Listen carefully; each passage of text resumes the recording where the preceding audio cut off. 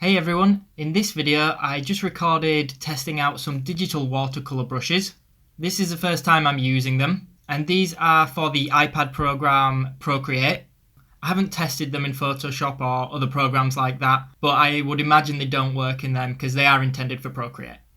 So I'm going to be demoing them or testing them on the 3 starter Pokemon, but just on the screen at the moment I forgot Procreate records everything you do on the canvas, and I forgot I'd already had a super quick play around with some sort of blueberry and weird fruit kind of thing, just to get a really quick feel for how they work. So I decided I would just leave that in the video at the beginning. It doesn't last long, and it did give a pretty cool watercolor effect.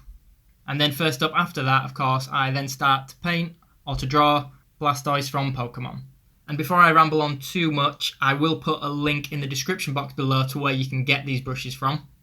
So to be honest, this one didn't turn out quite as good as the others.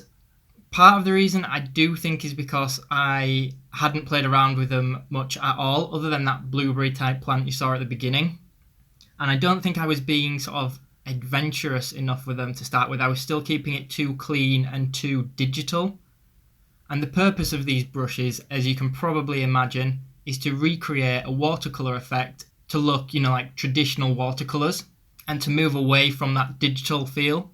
And as long as I've done digital art, this has always been a thing that people have strived for, but I don't think many people have ever really managed to achieve it, or at least that I'm aware of. So what I will say is that so far at this point, these are the best brushes that I've found, and I was genuinely quite impressed with them. I should point out though that I haven't tested that many watercolor brushes, but I'm pretty confident that most people will like these ones. So the process for each of these 3 Pokemon paintings that I do is just basically using the HB pencil in Procreate to create a sketch. It starts off pretty rough, so on a new layer I go over that to neaten it up, and then I paint below that layer. All the time I do have a watercolor texture above these set to linear burn, I think it is. You'll see on the second Pokemon I think it turned out a little bit better. And I don't want people to sort of concentrate on my drawing ability in this because that is limited, but more, achieving the actual effect of a watercolour. I think on this one I still went a little bit too dark or a little bit too saturated for it to be, a realistic traditional watercolour.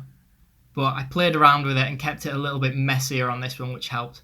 You'll notice on all of these I have left my pencil lines on as well. I was tempted to paint them out, but if I was doing traditional watercolours, I would probably have pencil lines in there, so I figured I would leave them. Another thing I should point out is that I'm actually pretty inexperienced even with traditional watercolours, so I am by no means an expert. But this set is from the Cube Brush website. I believe it's from a lady called Svetlana, but I could be pronouncing that really badly, so don't quote me on that. They cost about $20, but they quite often have a sale on at Cube Brush, so you can probably get them for like $15. It's not really a lot of money, especially if you are going to get a lot of use out of them. So without going into it too much, they do include, I think, about 40 different paper textures, and that does play a big part in getting the watercolour effect.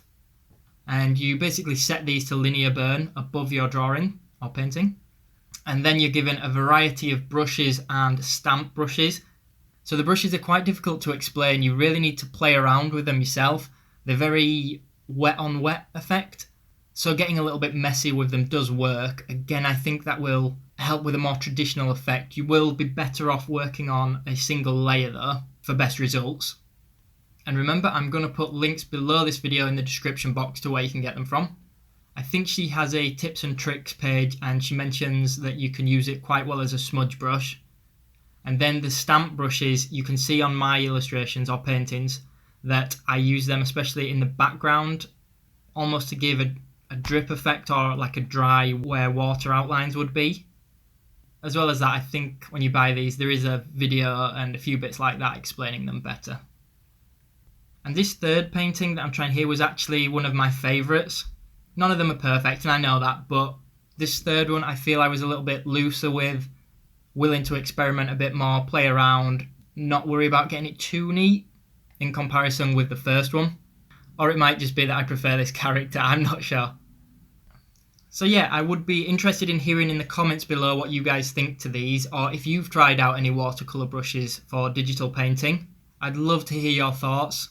I think it's one of those things that when you first use them, they still feel difficult, but the more you use them, I think they become easier, and if you use them an awful lot, I think you would create some seriously great watercolor pieces.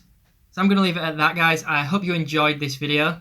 If you did, make sure you hit that thumbs up button, leave me a comment below, and be sure to subscribe for future content. Thanks for watching, everyone.